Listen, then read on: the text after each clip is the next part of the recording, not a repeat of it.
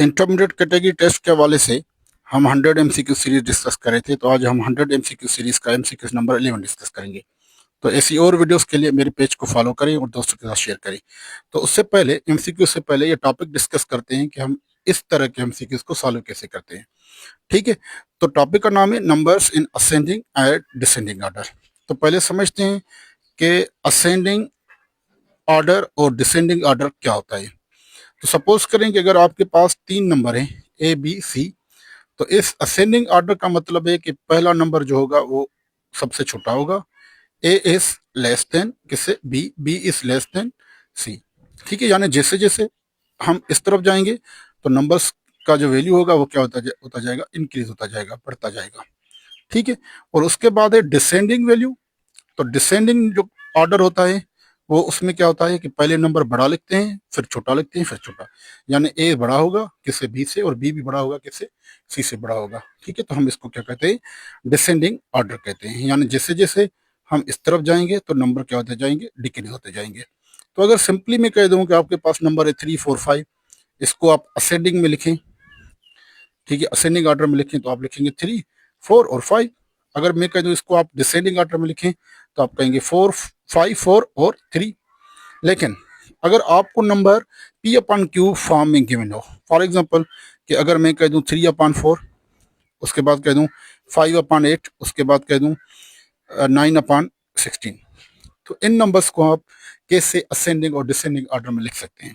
तो आपको क्या करना पड़ेगा, जितने भी डिनोमिनेटर्स हैं उनकी हम एलसीएम लेंगे। यानी जो भी डिनोमिनेटर्स हैं उनकी हम क्या लेंगे, एलसीएम लेंगे। तो 4 8 और 16 की एलसीएम लेते हैं, तो 2 की टेबल 2 मरतबा, और यहाँ पर 8 पे 4 मरतबा, यहाँ पर 8 मरतबा। फिर 2 की टेबल 1 मरतबा, 2 मरतबा, 4 मरतबा। 2 की टेबल 1 1 2, 2 की टेबल 1 1 1। तो ये मल्टीप्लाई करेंगे, 4 2 इंटू 2 4, 4 इंटू 2 8, 8 इंटू 2 16। यानी ये क्या हो जाएगी हमारे पास, 16 जो है वो हो जाएगी हमारे पास एलसीएम। अब ये जो एलसीएम आई है 16, इस एलसीएम के साथ हर नंबर को मल्टीप्लाई करेंगे। तो 3 अपॉन 4 मल्टीप्लाई बाय 16, तो ये हो जाएगा 3 इंटू 4, ये हो जाएगा 12। 5 अपॉन 8 मल्टीप्लाई बाय 16, तो ये हो जाएगा क्या हमारे पास 10। उसके बाद 9 अपॉन 16 मल्टीप्लाई बाय 16, तो ये हमारे पास हो जाएगा क्या 9। आप असेंडिंग ऑर्डर में देख सकते हैं कि असेंडिंग ऑर्डर में पहले छोटा होगा, फिर बड़ा होगा, फिर बड़ा होगा। तो छोटे से छोटा कौन सा नंबर है असेंडिंग ऑर्डर में लिखूं मैं, तो 9 अपॉन 16। उसके बाद कौन सा है, उसके बाद है 5 अपॉन 8, और उसके बाद क्या है 3 अपॉन 4 है। ठीक है, और डिसेंडिंग ऑर्डर में पहले बड़ा होगा, बड़ा क्या है 12, बड़ा है, तो 12 का मतलब है 3/4 है। उसके बाद कौन सा है 10 मीन्स 5/8। उसके बाद क्या है 9 अपॉन 16। ठीक है, तो ये हमारे पास क्या हो जाएंगे, डिसेंडिंग ऑर्डर हो जाएंगे। तो इसी तरह का हम एक एमसीक्यूज डिस्कस करते हैं। ठीक है, सपोज करें कि आपके पास एमसीक्यूज हैं कि arrange 2 upon 3, 5 upon 6 and 7 upon 9 in ascending order. ठीक है, तो सेम तरह हम 3 6 और 9 की क्या लेंगे, एलसीएम लेंगे। तो 2 की टेबल जा रही है, 3 सेम रहेगा 3 मरतबा 9 मरतबा। 3 की टेबल 1 मरतबा 1 मरतबा 3 मरतबा।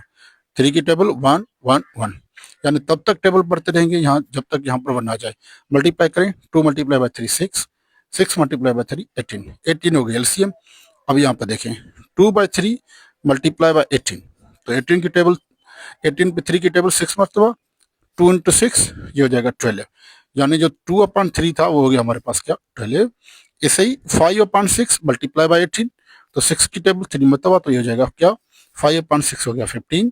इसी तरह 7 अपॉन 9 मल्टीप्लाई बाय 18, तो हम टेबल पढ़ेंगे तो ये जाएगा 14। ठीक है, तो अब देखें लिखना क्या है, असेंडिंग ऑर्डर। असेंडिंग ऑर्डर का मतलब क्या है, पहले छोटा नंबर होगा, फिर ज्यादा नंबर होगा, फिर बड़ा नंबर होगा। ठीक है, सबसे देखें छोटा नंबर कौन सा है, छोटा नंबर है हमारे पास 12। 12 का मतलब है 2/3, तो ये जगह 2/3। उसके बाद है क्या 14, 14 का मतलब है 7 अपॉन 9, तो दूसरा आ जाएगा 7 अपॉन 9। तो इसमें 7 अपॉन 9 नहीं है, तो यहाँ पर देखेंगे 2/3 7 अपॉन 9, और लास्ट में क्या है 5 अपॉन 6। तो हमारे पास आंसर क्या हो जाएगा, answer D is correct answer.